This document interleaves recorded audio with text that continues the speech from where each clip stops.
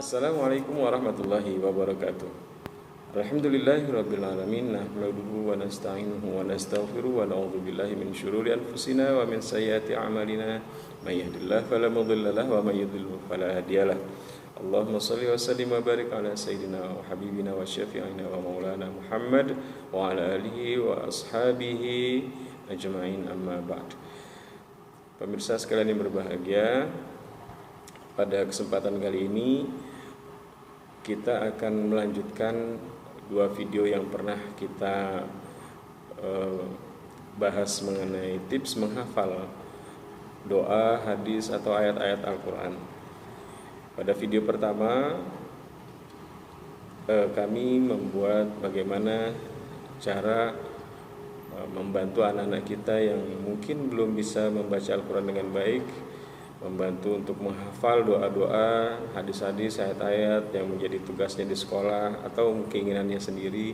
Nah, bagi anak-anak yang belum bisa membaca Al-Quran dengan baik, mereka mengandalkan kemampuan mendengar yang mereka dengar dari hafalan yang mereka dengar dari guru maupun orang tua. Sementara di video kedua adalah bagaimana anak-anak yang sudah mulai atau sudah bisa membaca Al-Quran dengan baik, mereka menghafal dengan mengandalkan bacaan mereka sendiri. Nah, pada video ketiga ini, video ini dikhususkan bagi anak-anak atau siapa saja yang bermaksud untuk menghafal Al-Quran. Ada beberapa tips yang disampaikan di sini, kurang lebih ada 10. Yang pertama adalah ikhlas. Ya. Tips pertama adalah ikhlas. Ikhlas artinya meniatkan seluruh apa yang kita lakukan, baik lahir maupun zahir, apapun itu kita lakukan hanya untuk Allah. Ya, motivasinya karena Allah semata, tidak ada yang lain-lain. Kenapa? Ini adalah menjadi bukti kecintaan kita kepada Allah, penghambaan kita kepada Allah, dan ini adalah tenaga pendorong terkuat. Begitu kita cinta pada Allah, tentunya kita berhasrat, berkeinginan untuk memberikan yang terbaik, karena Allah memberikan kasih sayangnya ya kepada manusia, kepada kita, itu luar biasa ya. Kalau dihitung-hitung tidak akan mungkin dapat kita hitung ya. Jadi kita ingin memberikan yang terbaik kepada Allah, sehingga kelak ketika kita kembali kepada Allah, kita menjadi hambanya yang terbaik pula ketika di hadapan Allah kelak. Ya, itu motivasi yang pertama. Ya, insya Allah dengan motivasi ini tidak akan melemahkan semangat kita di kemudian hari ketika menemukan hal-hal yang berat, hal-hal yang sulit, ya. Atau mungkin ada yang mencemooh, meledek atau bagaimana ya, atau godaan-godaan lain, insya Allah kita tetap semangat gitu ya. Kadang juga sering merasa letih, capek begitu ya, seperti nyaris putus asa, nggak selesai gitu ya. Nah, dengan ikhlas karena Allah, kita hanya mengharap ridho Allah. Ya, mengharap ridho Allah, Allah sayang sama kita, Allah memberikan segala kebaikan dunia akhirat kepada kita. Ya, itu saja gitu ya. Insya Allah semangat itu akan muncul kembali ya. Jadi yang pertama adalah niat hanya karena Allah, ikhlas ya. Kemudian yang kedua adalah motivasi tambahan. Nah, motivasi tambahan ini anak-anak sekalian atau pemirsa bisa dapatkan dengan cara membaca banyak referensi-referensi hadis atau ceramah atau yang membicarakan tentang kelebihan, keutamaan orang-orang yang berusaha menghafal Al-Quran ya, atau orang-orang yang sudah hafal Al-Quran gitu ya. Misalnya ada keutamaan yang diberikan kepada orang tua para penghafal Quran kelak di akhirat, mendapatkan kemuliaan berupa mahkota dan pakaian kebesaran ya. Kita sebagai anak ingin membahagiakan kedua orang tua kita ya. Kita ingin memberikan kepada kedua orang tua kita kehormatan di hadapan Allah dengan menggunakan pakaian kebesaran, dengan menggunakan mahkota ya, dimuliakan Allah di hadapan seluruh makhluk, ya, pada hari yang sangat genting, hari yang sangat menakutkan, gitu ya, di hari pembalasan, di hari perhitungan. Tapi kita alhamdulillah dengan jerih payah kita menghafal Al-Quran, kita ingin memuliakan orang tua kita kelak di akhirat nanti. Banyak sekali keutamaan-keutamaan yang bisa anak-anak sekalian gali, ya, dapatkan dari berbagai sumber, sehingga itu lebih memperkuat hasrat, motivasi anak-anak untuk menghafal Al-Quran, ya. Jadi sebenarnya yang kita butuhkan dalam menghafal Al-Quran adalah memang motivasi yang kuat. Sementara prosesnya menghafal itu sendiri itu mudah, ya. Menghafalnya sendiri mudah. Kalau kita tanya para penghafal Al-Quran, insya Allah mereka akan menyatakan bahwa menghafal Al-Quran itu adalah sesuatu yang mudah dan menyenangkan. Tetapi yang sering terjadi kendalanya adalah di tengah jalan motivasi, ada masalah motivasi, ada yang mempengaruhi semangat kita untuk terus istiqomah, ya. Padahal untuk menjadi penghafal Quran ini merupakan proyek seumur hidup. Jadi tidak perlu kita terlalu memikirkan target harus hafal dalam tempo tertentu, misalnya sebulan kah, setahun kah. Memang target sebaiknya ada baiknya dibuat, ya, untuk memacu kita. Tetapi bukan berarti ketika target itu terpenuhi menjadikan kita lalai untuk menjaga Al-Quran yang sudah dihafal.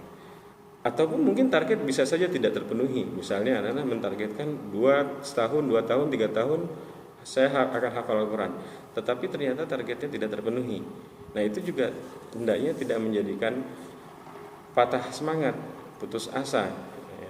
Terus, karena memang membaca Al-Quran adalah sebuah proyek seumur hidup, ya. Selama nafas kita masih bernafas, kita masih hidup, kita tiap hari membaca Al-Quran. Baik kita akan berniat menjadi seorang penghafal Al-Quran ataupun tidak sama sekali juga. Terus kita berinteraksi dengan Al-Quran sebagai seorang muslim, ya. Jadi motivasi yang kedua tadi, silakan anak-anak sekalian atau pemirsa yang berbahagia mencari motivasi-motivasi tambahan dari ayat-ayat Al-Quran, hadis-hadis, atau mungkin penjelasan-penjelasan para guru, ya, para mu'alim, para ustadz, ya. Kemudian yang ketiga, tentukan waktu dan tempat.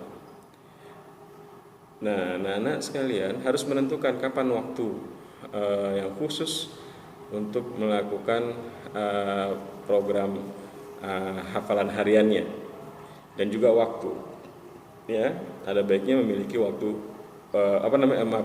tempat. Ada tempat yang dikhususkan untuk itu, gitu, entah di rumah, di kamar, atau di masjid, gitu, ya.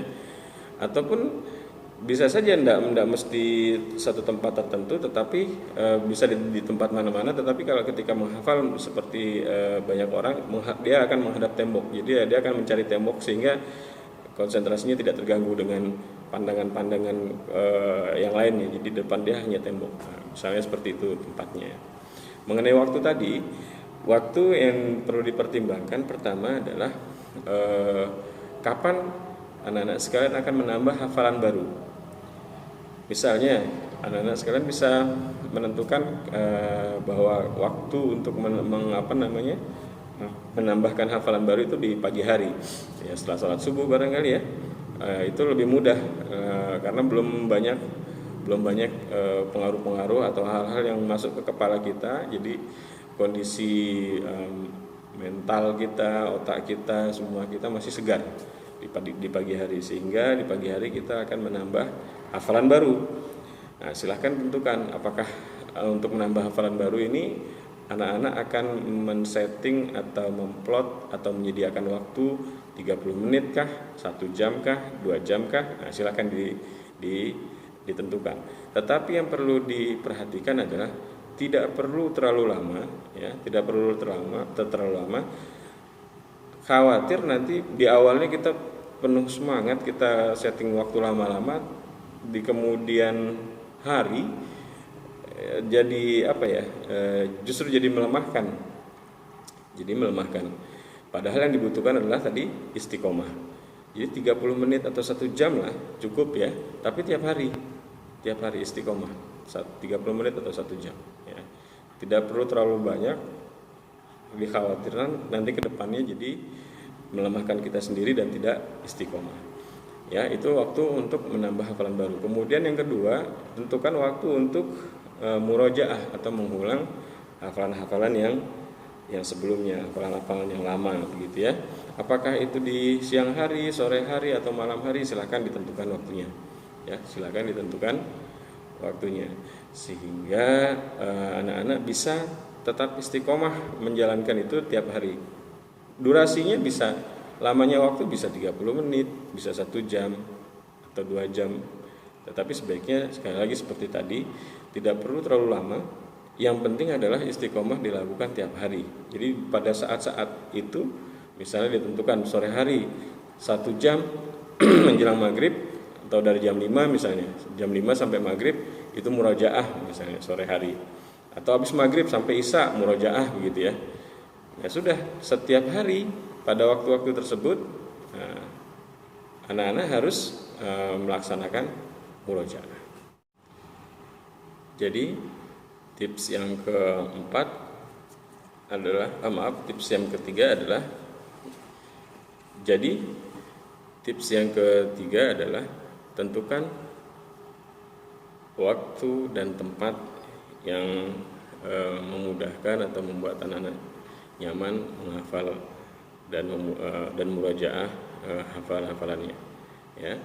Kemudian tips yang selanjutnya adalah atau tips yang keempat adalah kondisikan mental untuk fokus. Kondisikan mental untuk fokus. Jadi seluruh perhatian anak-anak ya, seluruh perhatian anak-anak harus tertuju dengan apa yang dibaca gitu kan.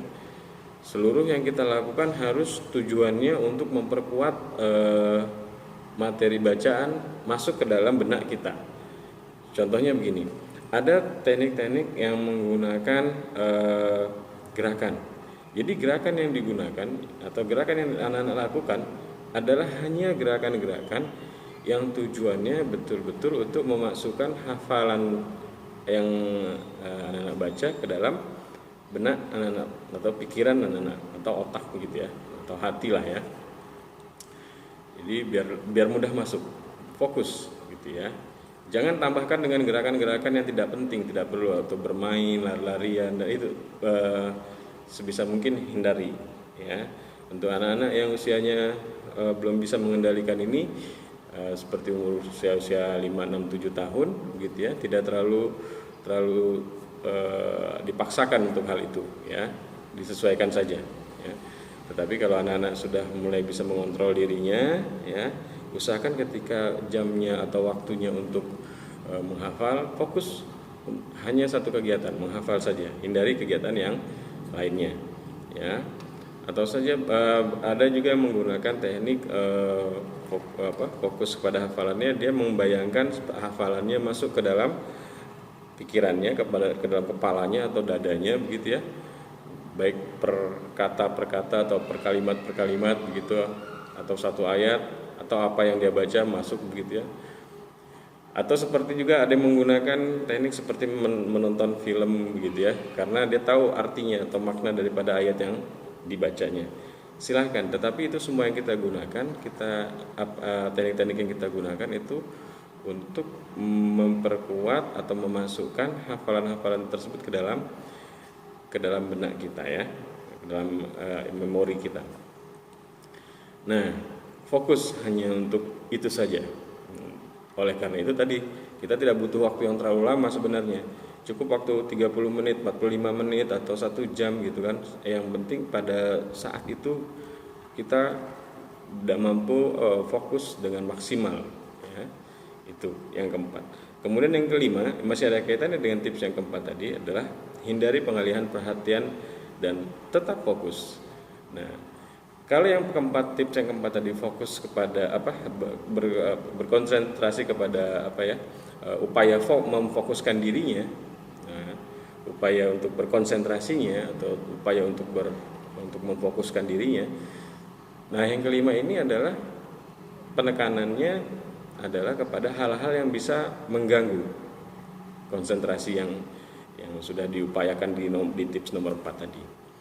Ya, kita sudah berupaya keras untuk konsentrasi, tapi ternyata masih ada yang bisa berpotensi mengganggu konsentrasi yang kita lakukan. Misalnya di sekeliling kita ada sumber-sumber suara yang mengganggu, yang terlalu besar begitu ya. Di sekeliling kita ada gambar-gambar yang mengganggu, ada televisi barangkali ya, ada orang lalu lalang gitu, atau juga bahkan mungkin ada handphone di samping kita. Ini juga kadang seringkali mengganggu konsentrasi kita. Tetapi ada juga banyak juga yang menggunakan para penghafal Quran ini menggunakan teknik mencari pengganggu untuk memang sengaja menguji kemampuan hafalannya, apakah sudah mungkin atau sudah melekat benar-benar hafalannya. Dia mencari pengganggu gitu ya, yang bisa mendistract, bisa mengalihkan perhatian. Ketika dia gangguan itu muncul, apakah hafalannya menjadi rusak atau tidak. Nah, ini pada tahap ketika sudah mulai masuk ke tahap mungkin. Tetapi pada tahap awal dia baru mulai hafalan, tidak semestinya kita menggunakan teknik ini. Tetapi ketika hafalan kita sudah mulai baik, sudah mulai kuat, kita perlu menguji kekuatannya. Salah satu cara mengujinya adalah misalnya kita menghafal ayat atau bagian yang kita hafal itu dengan cara membuka mata gitu ya, membuka mata dan tidak melihat Al-Quran, dan di hadapan kita ini banyak yang bisa mengalihkan perhatian. Misalnya ada orang lalu lalang, kita sedang berkendaraan gitu ya, ketika naik motor atau bawa mobil, atau anak-anak sedang bermain gitu ya. Itu semua apakah yang ada di hadapan kita itu akan merusak hafalan kita atau tidak. Kalau tidak, hafalan kita masih bagus, berarti tingkat melekatnya itu, mungkinnya itu cukup baik ya, bagus sekali ya. Baik, jadi tips nomor 5 adalah hindari pengalih perhatian dan tetap fokus. Kemudian yang keenam adalah gunakan Al-Quran yang sama, jangan diganti-ganti. Hari ini menggunakan Al-Quran yang ini, besok menggunakan Al-Quran yang lain, atau kalau di rumah hafalan di rumah pakai Al-Quran yang ini, kemudian nanti kalau kita ngaji di tempat yang lain, di masjid atau di tempat guru, Al-Qurannya lain lagi. Sebaiknya tidak demikian. Jadi Al-Qurannya tetap, mau hafalan kita dimanapun, Al-Qurannya tetap satu Al-Quran yang sama.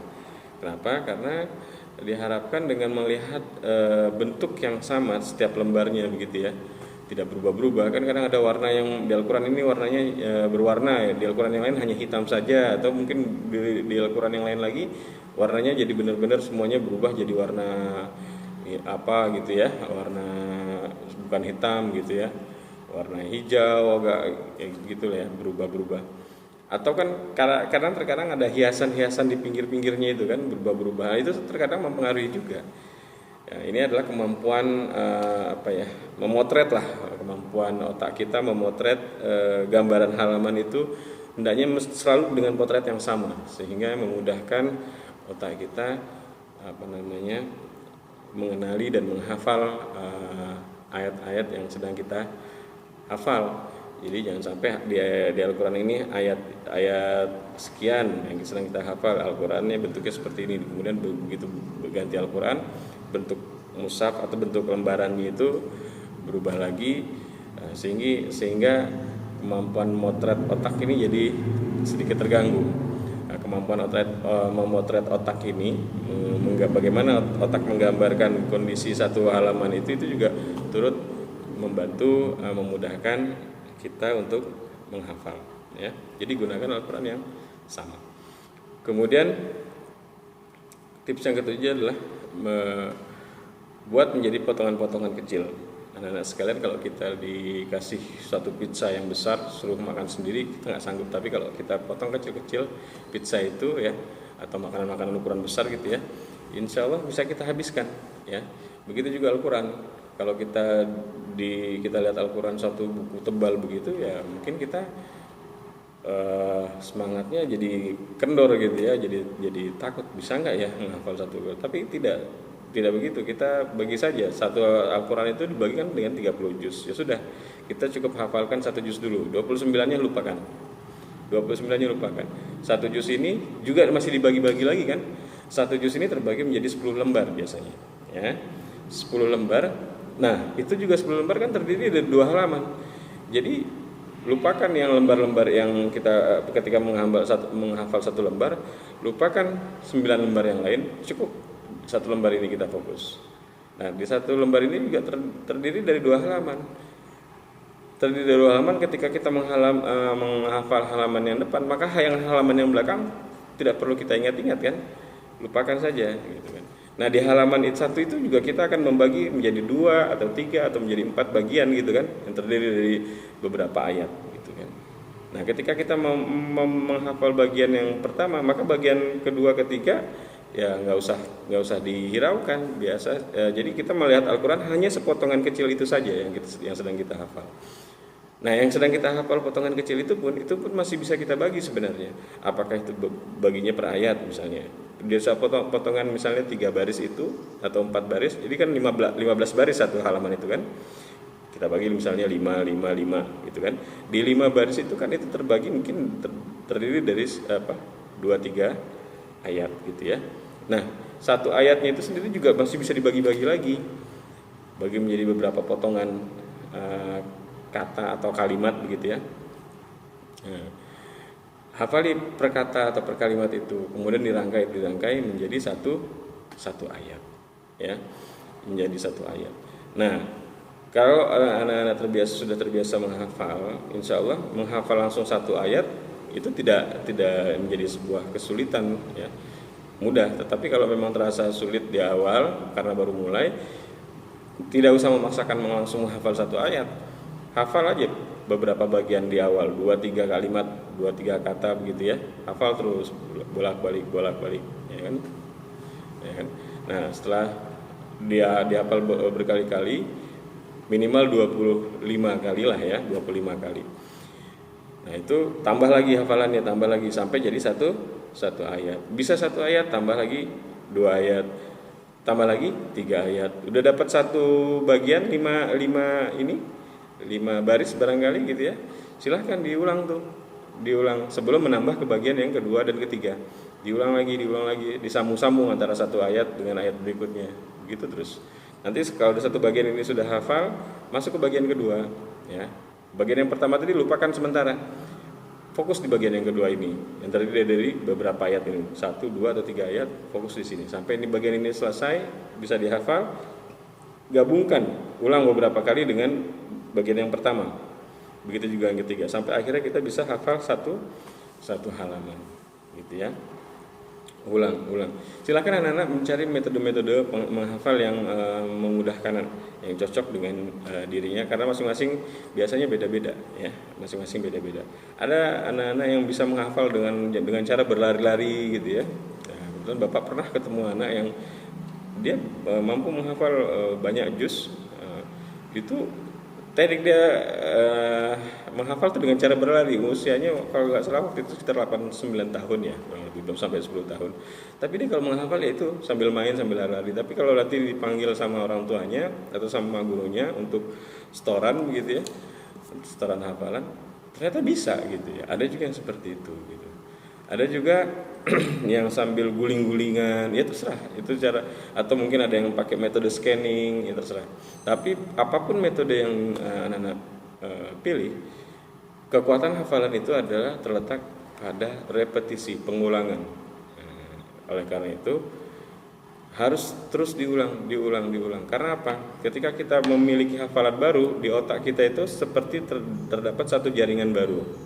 Ketika mulai bikin hafalan baru lagi, terbentuk jaringan baru lagi. Nah, jaringan baru ini seperti benang tipis gitu ya. Semakin kita ulang, maka benang tipis ini akan semakin tebal. Semakin tebal, semakin kuat gitu ya. Semakin kuat hafalan kita, benangnya semakin tebal gitu ya. Tetapi kalau nggak diulang, lama-lama juga akan menipis kembali ya. Lama-lama akan menipis gitu ya. Nah, ketebalan dan ketipisan inilah yang mempengaruhi hafalan kita nanti. Oleh karena itu, baik hafalan baru maupun hafalan yang sudah kita hafal, ingat harus diulang gitu ya. Nah, pada tips yang ketujuh ini adalah tadi menjadi potongan kecil-kecil ya, dari 30 juz, kemudian 1 juz bagi menjadi halaman menjadi bagian-bagian gitu ya. Kemudian yang ke-8 tadi sudah disampaikan, Bapak sampaikan, itu murajaah, menghafal ya. Sesuaikan dengan waktunya, waktu yang sudah tentukan tadi, apakah siang, sore, malam, ya silahkan tentukan waktunya. Jadi sehari itu minimal ada 2 waktu. Satu saat waktu hafalan baru, mungkin di pagi hari. Kemudian yang kedua adalah murojaah. Kalau mau ditambah yang ketiga dan keempat, ya silahkan. Itulah akan lebih baik. Tetapi disesuaikan dengan aktivitas harian kita. Anak-anak mungkin di antara anak-anak ada yang punya aktivitas sekolah, ekstrakurikuler, atau mungkin kursus atau apa begitu ya. Nah, itu murojaah ya. Nah, tips yang ke-8 adalah selalu istiqomah murojaah ya.